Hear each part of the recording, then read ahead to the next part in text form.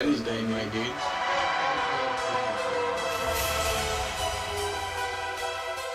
It is Wednesday, my dudes.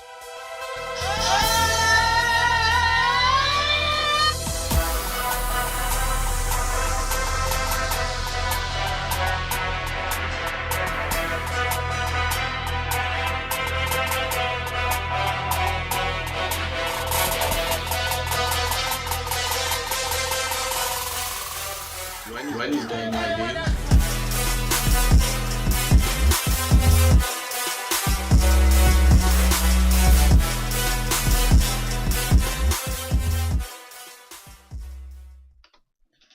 And welcome into We Talk Sports Good. It is Dom and Randall here once again on your Wednesday edition of our fantastic show. And football depressions will start to hit in very, very soon if they haven't already. Oh, it's already happened. I've already done like three or four mock drafts. Oh, yeah. I did one today, and I'm sure there'll be way more to come. I guess, there is USFL starting in April. Is it? I believe it's April. I don't know. Well, if baseball gets their stuff together, I will be back in baseball mode. Hopefully that can be resolved in the next month. I'm not optimistic still because Rob Manfred, is an idiot. Just plain and simple. It's fair. I think he might be the worst commissioner in sports. I know everyone hates their commissioner, but Manfred... I don't think the NBA does. Yeah, that's true. I guess Adam Silver's probably the only liked. Yeah, he's probably the most liked. He might be the most liked commissioner, maybe ever. Yeah, that's true. I mean, Rob Manfred has me wanting. Not really, but Rob Manfred has made me want Bud Selig back. That's Yikes. The point. Rob Manfred makes me like Roger Goodell. Ooh. That's tough. Rob Manfred, I'd be happy if they said, "Hey, we'll trade you Roger Goodell to baseball." That's how bad I don't want Rob Manfred for baseball. Yikes. He is awful, and I literally feels like he wants to destroy baseball. I know he's for the owners. I'm not being oblivious to that, but I feel like all he's oh yeah, let's just care about the owner's margins and forget oh yeah, we have to care about making sure our minor leaguers don't have no money to eat. Yikes. Yeah. So whatever. I don't even want to go there. I'm done with it. I'm refusing to talk about baseball until we get it over with because it's just going to make me mad. So we had a great Super Bowl. So let's talk about that. There you go. Let's talk about it. Fantastic Super Bowl. We had Rams 23, Bengals 20. I did not hit on any of my bets. Cody and I tried to hedge ourselves with a bet for the Rams and a bet for the Bengals, and they both missed, of course. Yeah, I don't want to talk about it. At least I got my actual prediction right, I guess, on who would win, but, I don't know, man. It was a bad betting day. I think I was reading that it was a pretty bad betting day for the majority of bettors. Not a lot of bets cashed in, which I feel perfectly fine talking about it on the pod now because this week I did drive to Louisiana to put in a bet, so it was 100% legal. Nothing wrong with it. Drove to Louisiana, came back, and it was all good. So, but yeah, I think it was a bad day for gambling on the Super Bowl in general. So Cody lives in a gamble open state for I guess New York, right? Correct. Well, he's actually in New Jersey, so I mean either way. Oh, okay. Yeah, either way. Technically he's in New Jersey, but yeah, our Rams bet unfortunately really was hurt by the Cam Akers not rushing. I mean, Oh, I had that on all of my bets. That was part of the only thing that I hit on all my bets was him not rushing the ball. yeah, I the had 50 him like plus under yards. 40 yards on Yeah. all of my bets. Well, guess we should have done that.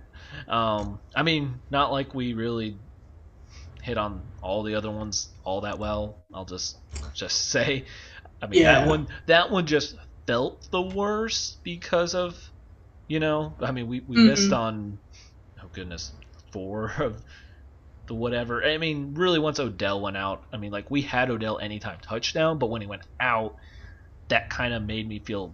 I mean, our Stafford 300 plus yards. I was like, well, crap, that's not going to happen when they can't move the ball without Odell. Having that second Right. guy. Cam Akers not 50 plus yards. We had just Rams winning in the 113 range, so that hit. We had the Rams to cover the second half, thinking if they're going to win, they're going to win the second half, but without Odell, I mean, they tied the second half. They did just enough. And then we had a Kendall Blanton anytime touchdown, thinking after Odell scores, they're going to have to try to take away the wideouts, and they'll just dump it to the tight end. Yeah. Yeah. The thing that killed me was I had Jamar Chase catching a touchdown in like everything. So pretty much I missed on a couple of different bets that basically the only thing that missed was I missed a Jamar Chase touchdown. And then this, if the Jamar Chase touchdown would have hit, then this would have been a legendary betting story for me. I had Stafford over 283.5 yards. He got 283. So if Jamar Chase would have hit, then I would have lost by a single yard, which the difference on that single yard basically would have been, I don't know if you're noticing, but the very last pass interference play should have been called as a holding instead of pass interference. It was called as pass interference, which put the ball on the 1. If it would have been called holding correctly, it would have put the ball on the 2, which would have been a 2-yard touchdown pass from Stafford instead of a 1, which would have won that bet for me.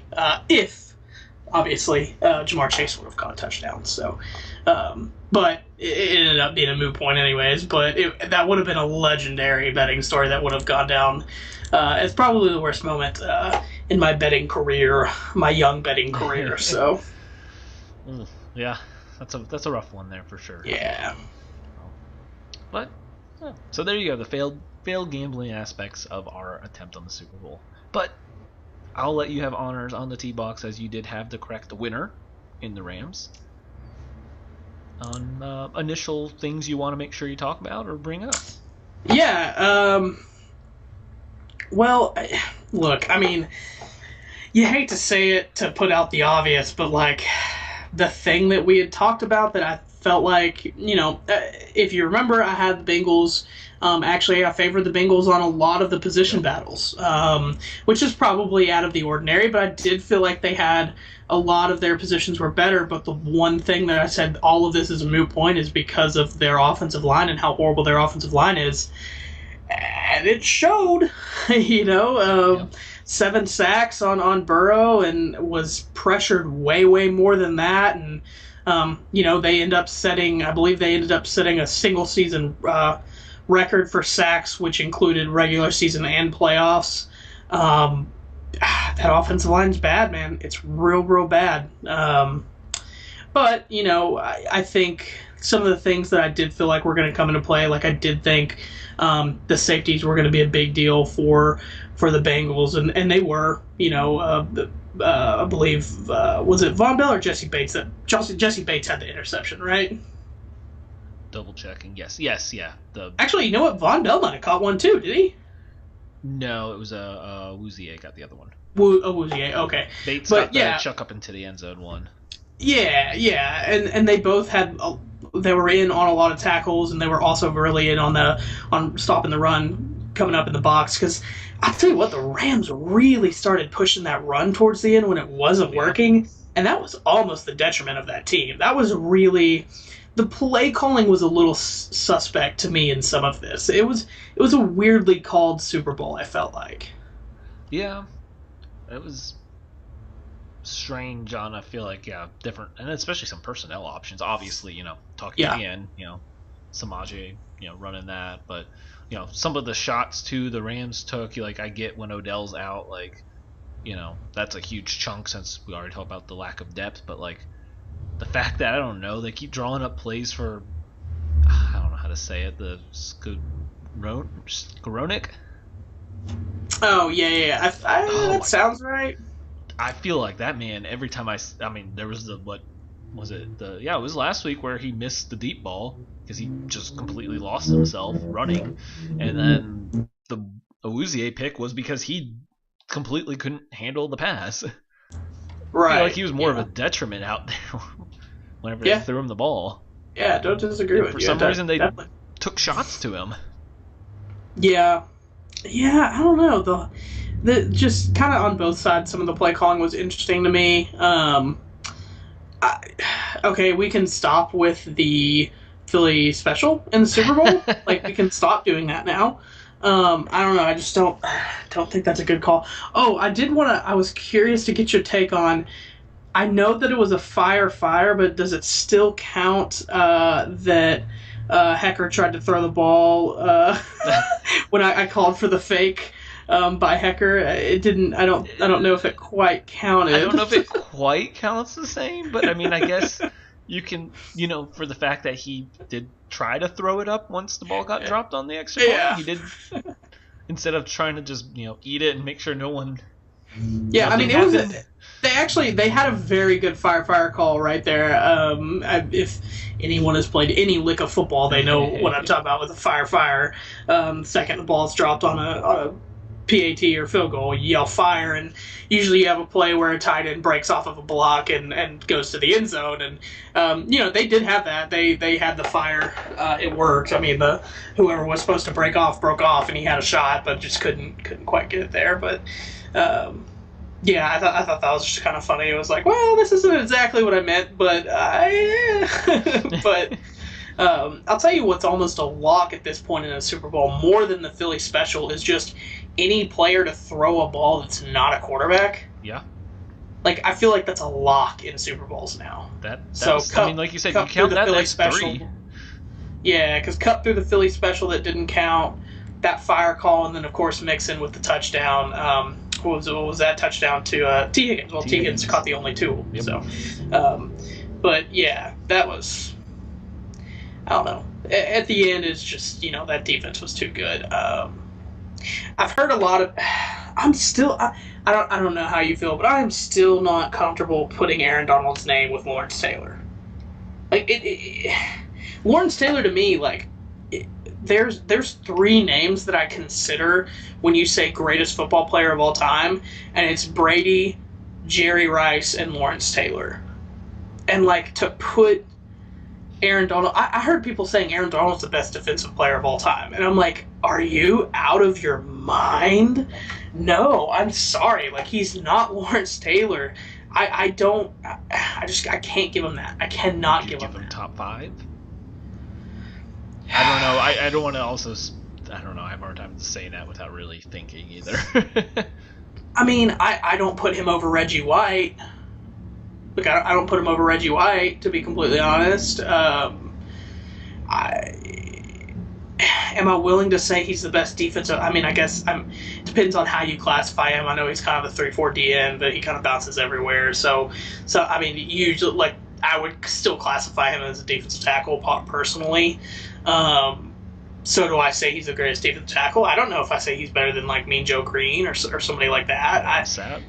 I think he's better than Warren Sapp. I mean, I'm just throwing names out. Yeah, I think he's better than Warren Sapp. I mean, then I feel like it's also hard, too, because, like, are you just saying, like, when... I don't know. Because, I mean, the interesting thing, too, for, football, I mean, your defensive line and linebackers and defensive backs, like, can you really compare, I mean, you have, like, someone like Dion versus, Taylor. I mean, not saying I'm picking Dion over Taylor, but, like, the overall skill sets are just all over the place, so, like, I'm sure you could probably have someone that's going to pick someone like a Dion because they care about that more. Right. Something that would help for me, I think, is... Well, no, he did have one. I was going to say he's led the league in sacks, I believe, twice. and one of them was extremely close, and there just wasn't a lot of sacks that year, and I believe it was actually last year. Yeah, so he led the league last year in sacks with 15 and a half. TJ Watt had 15. That's just not a high sack season. But I was going to say what would help me is if he had a high sack season where he did lead the league. But in 2018, he led. He had 20 and a half. JJ Watt had 16. So it's just, I don't know, man. It's just hard. Based off eye test, I see it, and I'm just like, I don't know. Like, I can't put him above Lawrence Taylor. I can't do it. It's like, I think with the Lawrence Taylor, because I've weirdly watched a lot of Lawrence Taylor stuff just because he's like a fascinating character in the NFL to me. He did it on cocaine. That's what I was going to say. One of the reasons is because the dude was always high. Like, he was literally high during games, and like the stories about the injuries he would have mid-game and just be like, whatever, like it's just insane. So I've watched a lot of Lawrence Taylor, and just the pure dominance of him versus like Aaron Donald is just a different story to me. It really is based off eye test. But I think I'd be willing to say he's top 5. I just don't want people saying he's the best defensive player of all time. I can't give him that. No. That's fair. First ballot Hall of Famer, absolutely. Which segue, Stafford, Hall of Fame? The bias in me is of course going to say yes, but then there's also the part like, I love Stafford. I mean, he's going to get his number retired by the Lions. I would think so. Or at least put up in Ring of Honor. I hate retiring numbers. I'm going to take that back. I hate retiring numbers. Put it in Ring of Honor. Don't retire the number. I think that's stupid. There's only rare times that... I feel like I might have done this before. I feel like there's very rare times, and it's like a Jackie Robinson, you retire the number, league-wide. That's what you do. Or else you end up like the freaking New York Yankees, and there's no numbers left because they keep retiring everyone. Wait, did you just... Wait, who... What did you say this again? I meant to say, I know obviously Stafford's going to end up in the Ring of Honor. I accidentally said retire the number. I hate retiring numbers. Oh, okay. I thought you were suggesting they retired Stafford's number, and then I heard you. I guess I just misunderstood. I thought you were saying we should retire Stafford's number league-wide, and I was like, what? Oh, no, yeah, no. Like, Sorry, no. I have the opinion that numbers shouldn't be retired unless it's something like Jackie Robinson. That's fair. I hate retiring numbers because then you end up, I don't know if you know, the New York Yankees have an insane, I don't think you can have a single digit number. Yeah. Because they just retire everyone's number. Yeah, which they're great players. I'm not saying that they aren't, but like the Yankees have 21 numbers. That you can pick from, or no, that have been retired. They've retired 21 numbers. That's too many numbers retired. Yeah, that is too many. I hate retiring numbers. Anyways, I segued myself. No, I mean, let me ask you this on two separate. It's because of the era we're in now. Hold on. Let me ask you it in two separate questions. Okay. 1, do you think he'll be a Hall of Famer? 2, do you think he deserves to be a Hall of Famer? At this moment, he won't be. I personally think he should, because the whole Pro Bowl and All Pro and all that crap argument, I feel like it's the Lion effect negatively hurts him there. Because I hate the argument, well, Calvin Johnson made Pro Bowls. They're not voting in multiple Lions to Pro Bowls, let's be honest. So, I have the exact opposite take of you. Yeah? I think he will make the Hall of Fame. I don't think he deserves to be in the Hall of Fame. Pretty if he wins much a second now, Super Bowl. So no, I think pretty much now if you have the stats for more than like 6 or 7 years, like if you can show that you consistently have the stats and then you also get a Super Bowl, I think you're pretty much going to be in if you're a quarterback. I think that's wrong, because especially now, because to me what should be a priority is, I think quarterbacks, I almost feel like as a quarterback there has to have been a time where you were considered either top 3 to top 5, somewhere in that range, in order for you to have been a Hall of Famer. And, like, I never I'll give Stafford top 10 multiple times in his career, a lot throughout his career, but I don't think he never cracks the top 5 quarterbacks. And I mean, like, that's why I'm fine with that argument. Like, and I realize he's the era we're in now, like, the stats, like, yes, he's going to get boosted up, like, well over. But, I mean, he is only 32 as well. Like, or 34, excuse me. His career's not over. I mean, I get he only has a window left now, probably 2 to 4 years. 4 might be pushing I think his window is, because, I mean, his arm looked way... just not near what it's been. If the Rams were able to make another run and he wins again, I feel like that is a lock, because there's a very small group of multi-Super Bowl winners, and if you enter that's where I feel like I say yes, he'll make it, because he has to win another. Because you're right, he doesn't have the All-Pro, he doesn't have the Pro Bowls, he doesn't have that where you're the top X, at a time, and for a good amount of time, not just like a year or two. Like, I get he doesn't have that. That's why I say no, he won't, because of all of that included. But if he gets the second Super Bowl, that changes it. Of course, like I said, in my eyes, do I think he is? Yes, because I'm an extremely biased Lions fan, and he's my favorite player. Yeah. No, I absolutely think if he won a second Super Bowl, not only I think he's in now, I already think he's going to be in, but I think he'd definitely be in with the second Super Bowl. And at that point, I would say he deserves it. I would think he deserves the second Super Bowl, because then at that point, I'm sitting here and I definitely think Eli Manning should be a Hall of Famer. I'm not saying first ballot or anything like that, but I do think eventually he should make the Hall of Fame.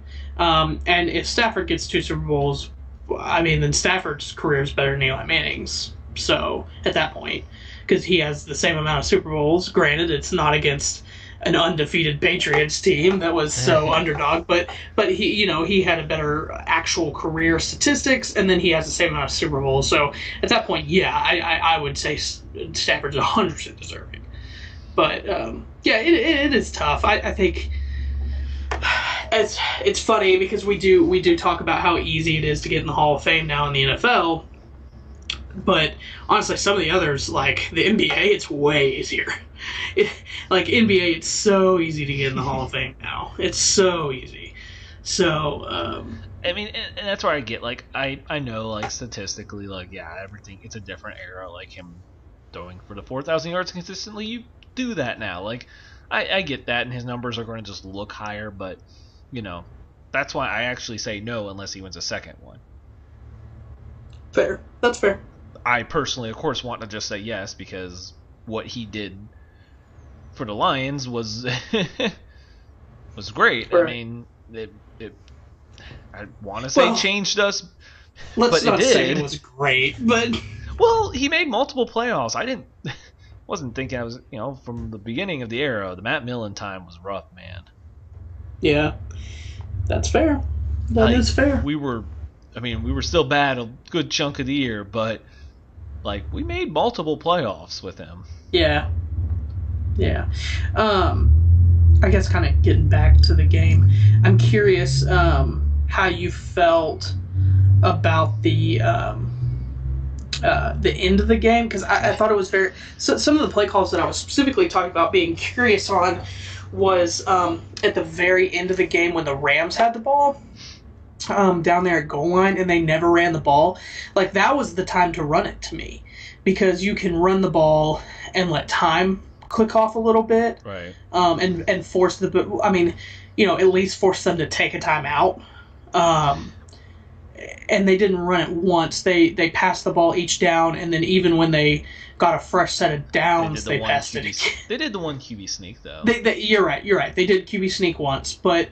That was just curious to me, because I would have wanted the Bengals to use both their timeouts that they had left. Knowing that there was, you were don't reset and get the 4 downs, I probably would have ran the first 2. The first 2, yeah. But the thing would be, one of them definitely had to be some sort of creative play and be willing to maybe take a loss on like a toss because you could not do anything up the middle, or run the Cooper Cup sweep again. Yeah, that's what I was gonna say. I was gonna say not. It doesn't even have to be super creative for me. I think I definitely would have ran the QB sneak, and then I would have ran something to the outside. This is gonna. I don't know. This might sound weird to you, or it's just personal preference, but I don't like pitches at the goal line necessarily. Yeah, I don't that's know. why I kind of like hesitated when I said that. I was just like, well, they couldn't get outside, and I wasn't really trusting Akers to balance it outside, so I started to say toss it, but I don't. Then I was like, that makes me feel rough. That's why I instantly switched to the. You can do a deep halfback stretch. Well, shoot, just do the Shanahan. It's not really a toss, but it is. You know what I'm talking about? Where they just, like the little mini toss thing. Yeah. But then again, you do that with Deebo Samuels. That's a completely different player. Right. I don't know. I just feel like you need to get outside because the Rams were shutting you down inside. I feel like at least even if you ran the Cooper Cup, sweep across, hand it off in motion, and he gets tackled immediately. I feel like that was still worth it because at least you make him use a timeout and it gets the ball in your best player's hand. Mm-hmm. Yeah. I don't disagree. Yeah. And then obviously the other thing that I questioned was just why is Eli Apple guarding Cooper Cup? No, well, no. Yes, but no. But no, I get P. Ryan is your power back and your short yardage back, but like, I mean, look, I hate to say it and I hate to bring it up, and I'm sure people will hate me, but the only thing I could think of in that moment was, this is Texas versus USC when you gave the ball to Lindell White and Reggie Bush isn't on the field. Which I get that comparing what Mixon and P. Ryan meant to this game opposed to what Reggie and Lindell meant to that game was two completely different things. Because yes, Mixon is a very good back, but he wasn't the main focus of this offense necessarily, opposed to where Reggie and Lindell clearly were for USC. But to not have Mixon on the field on that and probably be the one, I just feel like you should have at least had Mixon on the field to be if you want P. Ryan to take the ball, line up P. Ryan at fullback and Joe at halfback behind him. And run a fullback dive with like a fake pitch or fake handoff, something. Because it just, I don't know. To not have Mixon on the field was curious to me. I have a question then for before that. I was on the board of, I like taking the shot on the 2nd and 1. Didn't maybe like the call, but I like to take the shot on the 2nd and 1. I mean, hindsight, you should have ran it twice there. I mean, where do you feel on that? No, I am always in second down and short yardage. I'm always all for taking a deep shot, especially in a game where right there it's 4 down territory anyways. So you're going to end up doing two runs, two more plays after that anyways. So I was fine with that. I mean, don't have to really go in more detail for third because you kind of hit it. Just Mixon needs to be on the field, but 4th down, like obviously I'm fine with passing, but I feel like they did pretty well against Ramsey, but still at the point where I would have gone, okay, it's 4th and 1, Higgins or Boyd, both you guys are running slants. I'm assuming that Chase is going to be guarded by Ramsey. Other two guys run slants, and I'm just putting it in your stomach. Was Chase guarded by Ramsey on that last play? Yes, because that's the whole clip they did of, Ramsey fell down if Burrow had a couple more seconds, which I haven't actually seen. All I've seen is like a clip of it, so I'm not sure if Ramsey fell down. Why? I don't know if he was like he realized Burrow. I don't know when at the point, because like it's clipped, like just a picture of it. And it was already when you could see Burrow, I think, grabbed. So I don't know, was he saw Burrow grabbed and he started breaking in and fell? Or was something happened and Chase got open and it had nothing to do with Burrow already being, like, grabbed by Donald? I don't know. I haven't actually seen any video of, like, why Ramsey fell down. So they're like, he has 2 more seconds. He was wide open. I'm like, I need to see, like, the where he was at what, frame by frame kind of thing.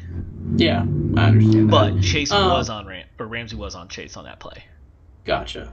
I'm on a certain site that will not be named, ESPN. No, but yeah, I'm on ESPN, and I'm just looking at the box score, and I'm noticing to the left that there's an attendance rate, and the capacity of SoFi is 71,500 people, and they weren't at full capacity for the Super Bowl. According to ESPN, I don't believe that. They're quoting that they only had 70,048 people. I don't believe that. There's no way they didn't sell out the Super Bowl. Interesting. There's no way. No way. Right? I mean...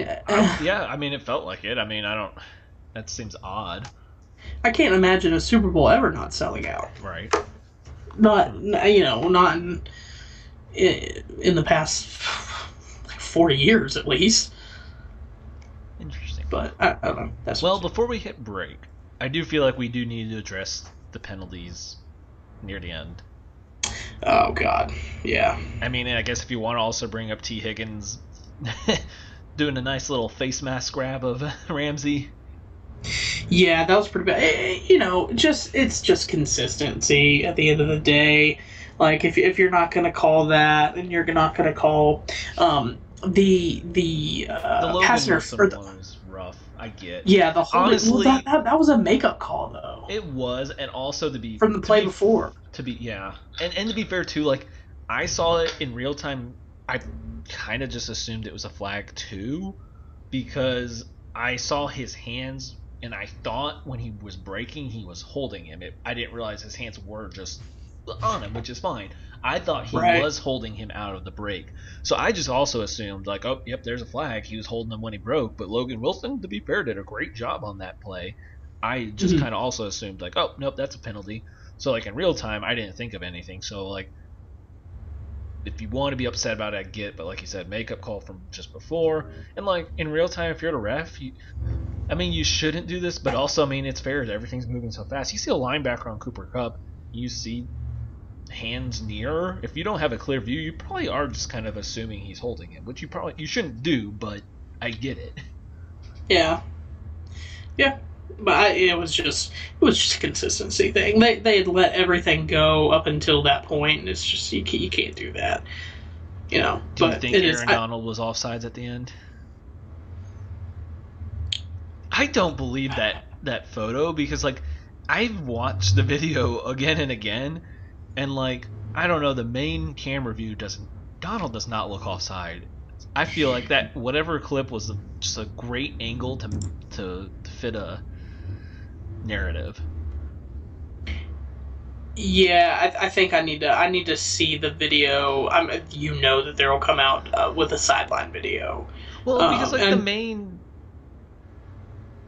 like clip that's like on like the offense, or on like NFL, like it just doesn't look, I don't know, he looks like he's lined up in a very normal position. Right. I just can't see him, I don't know.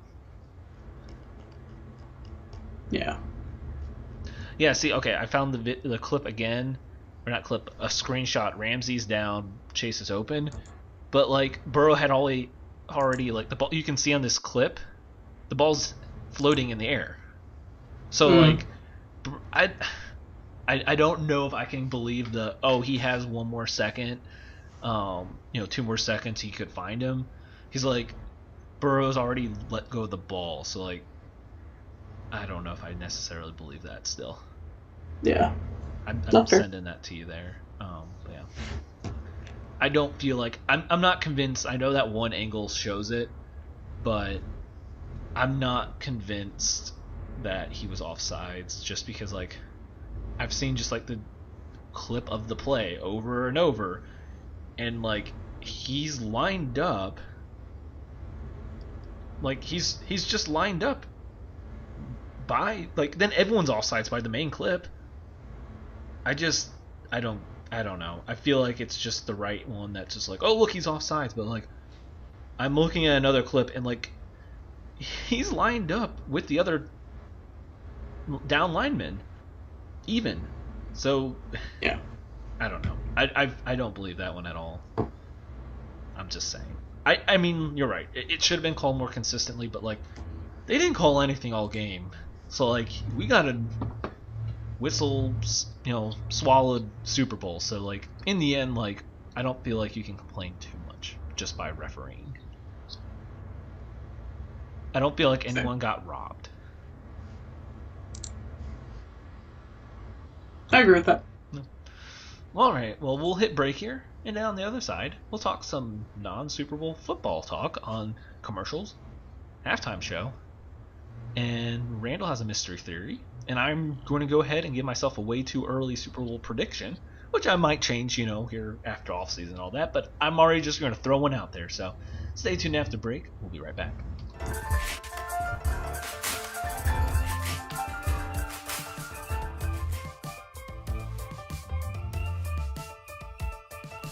Twelve-ounce Sports has a new home for betting. BetUS.com is the official place to place your bets and support 12-ounce sports. All you have to do is go to BetUS.com and type in the promo code 120Z and you'll instantly get a deposit bonus. This is America's favorite sports book. And remember, always gamble responsibly.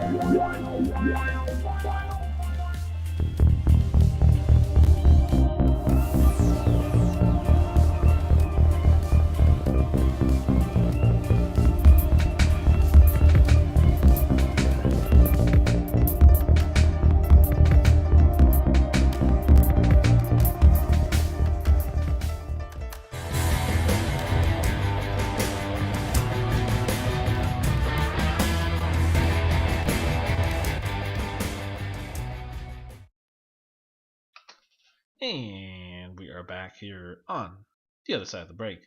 And as mentioned, we got halftime, commercials, and some other couple notes to touch on here at the end. So, let's do halftime first, actually. Yeah. Incredible. Do we feel old yet? Yeah. There was so I think I mentioned to you off air. I watched the game. I called it a bar. It's a restaurant / sports bar, so children are allowed in there, and there was some kids that were definitely like not knowing what was going on, which like maybe they knew Kendrick, and then they knew Snoop, and they knew Eminem, but they definitely didn't know Dre, Mary J. Blige, or 50. So everyone knows Snoop right now. He's just big in the zeitgeist right now, and zeitgeist. Sorry, obviously everyone knows Eminem, and then of course Kendrick is just a current rapper, so everyone knows him. So, but it definitely did make me feel old. But it was great. It was great, man. Yeah, I've seen this multiple times, and I'm like, yeah, that's right. It's the like when they did the Who and the Rolling Stones, and like, they're just doing the halftime show for all the older people. Oh no. They did. They did it for us. I think it was a little different though. They had Kendrick, who's still making music right now. Eminem still puts out music every now and then. Like, everyone knows him, Yeah. Snoop's big right now, just not necessarily making music. To be fair, like, now that I'm older, gosh dang it. Are you 26? Yeah. Yeah, I'm about to turn 27. Yep. But I think about it, they're like, like when they did it, and you're like, but like, to be fair, like the halftime show isn't for the younger, like that the halftime show, they are just trying to capture the majority of the viewers, which is going to be your older I say older. I mean, it's very vague, but it's, in a large grouping. But a halftime isn't for 21 and under, honestly. No, it's not. That's not where they're capturing. They don't care. Who they're trying to get is the casual, not watching Super Bowl that much people that just maybe have some pop culture or relative knowledge of just like bigger groups, bands, artists, whatever. Yeah. My only criticism was I felt like they didn't play the best Snoop's and Dre song. I think Ain't Nothing But a G Thing is the single best rap song of all time, and they did not play it, and I was a little bummed. But other than that, I thought they chose really well. A couple of people I was with were like, they're definitely gonna, like, Eminem's definitely gonna play Rap God, right? And I was like, no, are you out of your mind? I was like, he's gonna play Lose Yourself, and they were like, why Lose That's Yourself? the most obvious one. I was like, that's the one everyone knows. I was like, I get Rap God's like his most popular recent song. Personally, I think Rap God sucks. But probably something people don't like that I just said, I'm sure. But I was like, Lose Yourself is by far his most like recognizable song. Everyone knows that. Everybody's seen 8 Mile. That's the song from 8 Mile. Like, it was 100% going to be Lose Yourself. We didn't know. I'll say this, something that I was surprised. I was surprised 50 came out, and it wasn't. Obviously, I think everyone knew that they were going to add at least one more person that we didn't know about. Right. I thought it was going to be Ice Cube. I thought Ice Cube would have made more. I mean, maybe they asked him. Yeah, that would have made more sense. I'm not exactly sure where 50's from, but I mean, obviously that's not what they were going for because Eminem's from Detroit. So, but I don't know. I thought that 50 thing was interesting, but it was still good. I still liked it. It was still cool to see that, and I know everybody was like talking about the hanging upside down. I don't know if everyone remembers that music video, but the music video he was hanging upside down. So I was trying to tell that to people when it was playing. They were like, well, "Why is he hanging upside down?" I was like, "Y'all don't remember the music video? He was like like everybody was one side up and he was like the upside down at the party." And they were like, "How do you remember that?" I was like, "I don't know. I just do remember that. That's like something I remember from my childhood." So yeah, no complaints. I was very happy, enjoyed. Transitions were awesome. I guess it was my favorite halftime of all time. No complaints. The only comments, I guess, was I get there's when you're a halftime show, 90% of the time, you are going to be facing one side. So I do feel bad for the people that had the closed off parts of the house and everyone not doing anything to that side. But there's also a giant screen that you can see whatever else is going on. Yeah, that'll be fun. And the common joke, and I'm going to say it, but how long was 50 Cent hanging there? No, I saw a video. He right before they threw it to him, he walked across the stage. It's just the camera wasn't on it. He walked across and did. This is wild, actually. He did a pull up and just pulled himself up in there. Oh. Dude, I'll try to find it. So he walks across stage. Jumps up, grabs the bar that he's holding on to, and pulls his body into it. Yeah, and then they immediately go to him. I'll try to find it. Give me a few seconds to talk, and I'll try to find it. All right. Well then, yeah. I mean, I think we hit the halftime, so I'll just give my top 5 commercials while you look for it. Of course, it's commercials. Everyone loves a good old funny one, memorable one thing they were looking for that was been previewed to be a commercial, to be a preview, to be a preview, like I know you have on. I'm going to be honest, I just like funny. That's all I care. There's obviously good commercials that hit their points, does a good job, noticeable, rememberable. I don't care. I just want funny. So my top 5 are all funny. So with that, my number 5. I did enjoy the E-Trade baby coming back out of retirement. Number 4. I have the avocados from Mexico with the tailgate. I especially enjoyed the Barbarian Bills fans and breaking the table. Number 3, Planters, because, good old social status of an argument dividing the world just hits home for some darker humor for me.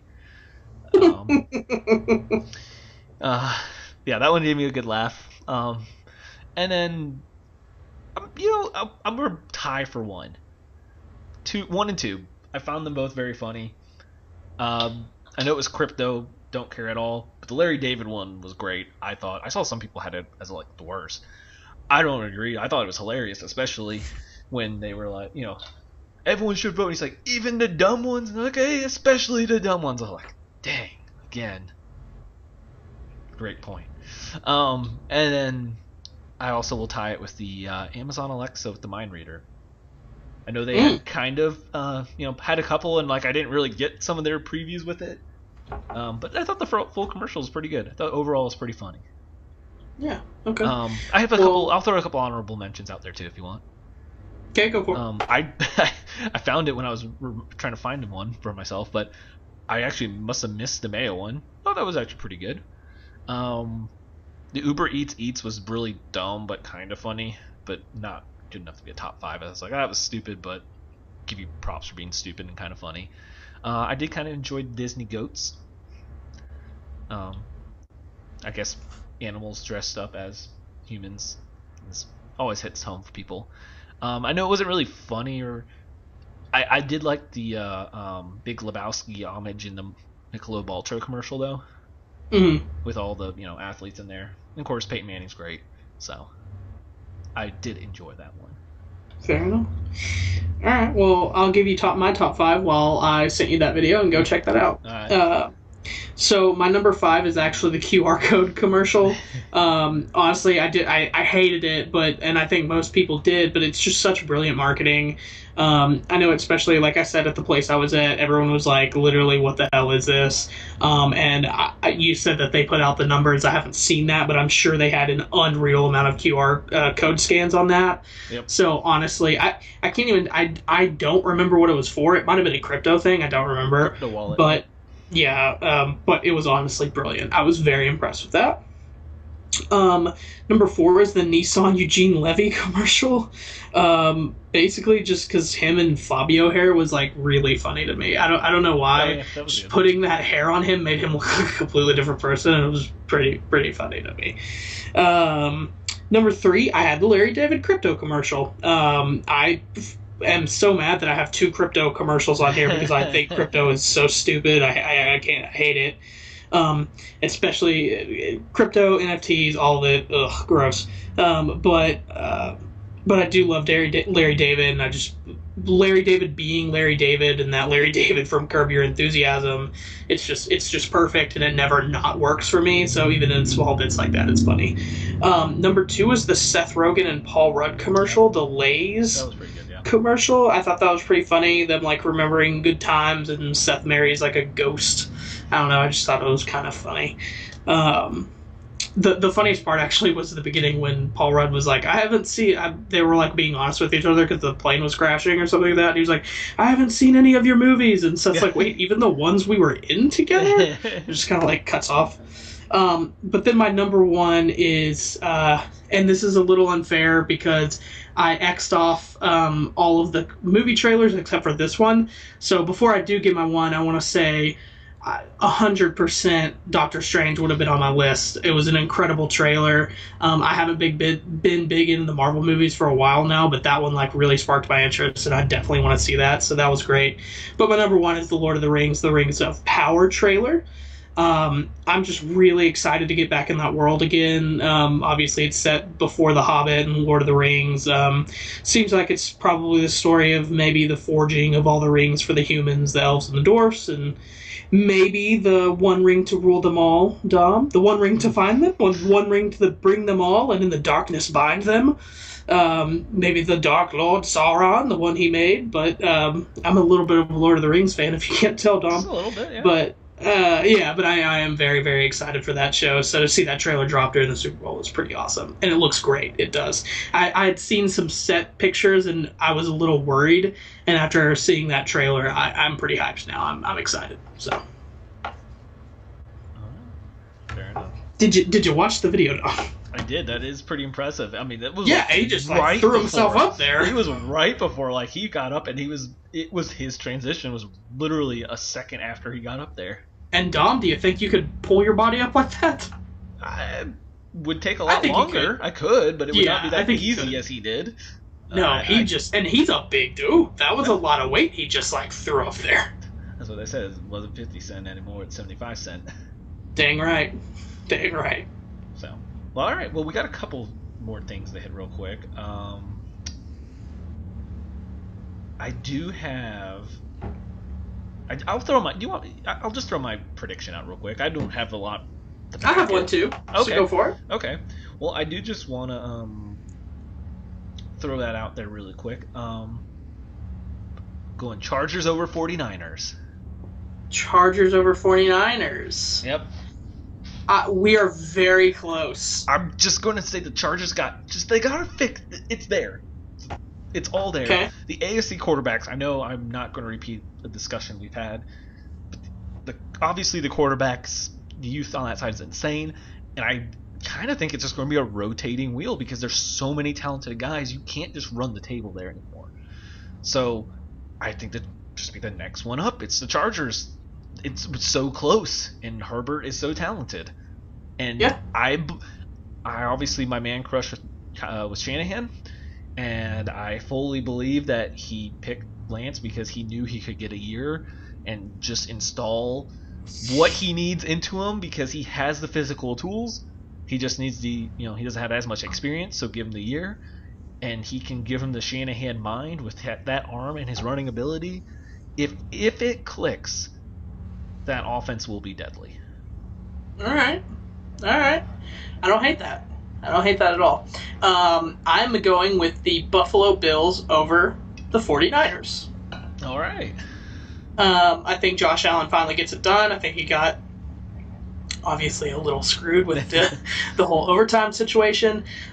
Something I wanted to bring up while we talked about this real quick, though, is A, do you think the Bengals are ever going to go back with Burrow and that specific team? And then 2, I was going to ask who after the Super Bowl was over, do you feel like the Bengals and the Rams were the 2 best teams in the NFL this year? I'm saying yes to the first question. That they'll make it back with that team? It's going to be so tough. But the fact that they have Burrow, Higgins, and Chase in rookie deals for a while will be huge if they can hit in free agency and draft this next year. And I'm not saying they'll, obviously my prediction is not to go back. I'm not going whole Dan Marino thing, but like if it's going to happen soon, it'll be in like 2 to 3 years. And if it doesn't happen in 2 to 3 years, they're going to probably hit some cap issues, hit a little bit of a rough time, and it might be 5 to 7 years before it happens again. Yeah. Because the youth in that side is insane. All right. And then the second, what was the second question? Sorry. The second question is just: do you feel like the Bengals, after watching the Super Bowl, do you feel like the Bengals and the Rams were the 2 best teams this year? I agree. I think the Chiefs and the Bills were. I mean, hey, they beat them. Like I'm not dissing the Bengals at all, just straight up. But best team, I think on the AFC side, I actually think the Bills just overall were the best team. I that is exactly what I said to someone today. I think the Buffalo Bills are the best team in the NFL this year. I do actually say I think the Rams were the best team in the NFC. They hit a little rough spot, but like overall when they're clicking, they were the best NFC team. I just think the Packers had too much holes, and the Bucks. I guess with the Bucks not injured, they were, but the Bucks had too many injuries. That was what I was gonna say. I think it was the Bucks. I just think they got a little too injured there at the end. But yeah, same thing. I think the Bills were the best team. I don't think Burrow ever gets back to the Super Bowl. Dan Marino. Yeah, I think he never gets back. Then do you think Dan Marino ends up in the next Ace Ventura movie? What? Is there another Ace Ventura movie being made? Not that I know of, but Dan Marino was in one. Do you mean, do I think Joe Burrow is going to be in the next Ace Ventura? Yeah. Well, if they make another one, then does he end up in it because it's just the natural? Oh. One more note that I have to throw out there, a theory I have thrown out. everyone was saying the Bengals were doing it for Harambe, but isn't the city of Cincinnati cursed because they killed Harambe? Isn't how sports curses usually work? Is your city did something bad? Because the Red Sox got cursed with all this stuff. The Red Sox got cursed because they traded Babe Ruth. Right. The Cubs got cursed because they banned the goat from the game and got cursed from that. Like, shouldn't you be cursed because your city did something bad? Not you get to play for the gorilla you killed? I mean, R.I.P. Harambe, but like, I'm starting to think, like, isn't Cincinnati, shouldn't they be cursed? I think you're thinking too much of this, Tom. Right. I have a way better theory for you. All right, well, I'm going to turn it over to you for that last theory.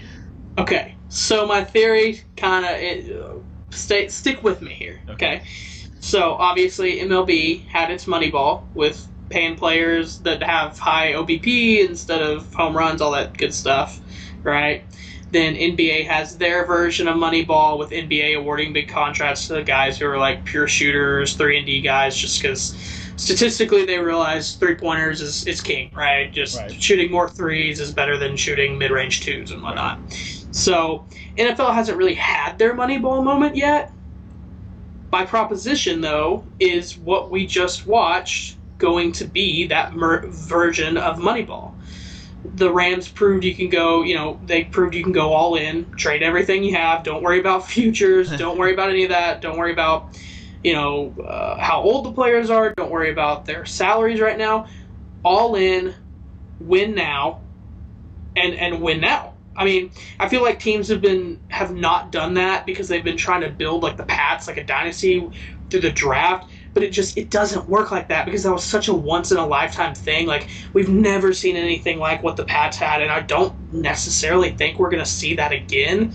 So is the thing to do just go all in when you have a good nucleus, add in players that are, these guys like Von Miller, like Stafford, like OBJ, these veterans that can be had, and you go all in and win. Is this going to be the new thing? Because the Rams proved that it works, and it works. And if another team tries it again and it works, I think it's the thing. I think that is the play. Yes and no. Okay. I don't think you're going to see it if you hit on a young quarterback. You're either going to go all in. I could see it going 50-50. You go all in on the young quarterback, or you hope you have the nucleus and then you just trade for one and all the pieces, like the Rams But did. Let me ask you this, Dom. How many times have we seen the young quarterback win? One. I mean, Mahomes. One. But That's you it. saw Burrow get there. You see Josh didn't Allen win. has almost got there.